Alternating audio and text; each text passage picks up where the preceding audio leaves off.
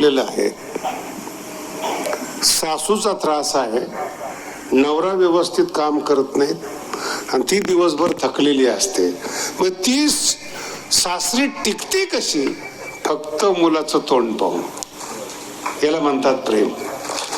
तुम्ही सगळ्या स्त्रियांना विचारा, का राहतात सासरी? पोराचं काय होईल?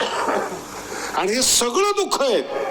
नवरा दारुडे आहे, घरात पैसा नाही, सासू नीट बोलत नाही, शरीर चांगलं नाही, पण ते पोरग पळत आलं ना आणि त्याचं तोंड पाहिलं ना, हे सगळे दुःख देणारे विसरून जातात. तसं आमचे नामदेव महाराज म्हणतात, देवा तुझं तोंड पाहिलं ना, सगळं संसारातलं दुःख विसरतं. त्याला परमार्थ म्हणतात.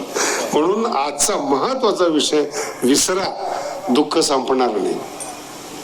दुःख चालूच आहे. एक झालं की एक आहे, एक झालं की एक आहे. पण दुःखाची लढी संपत नाही शरीर आहे तोपर्यंत. पण दुःख विसरण्याची टेक्निकली ना रोजचा क्षण फ्रेश जन्माला येतो.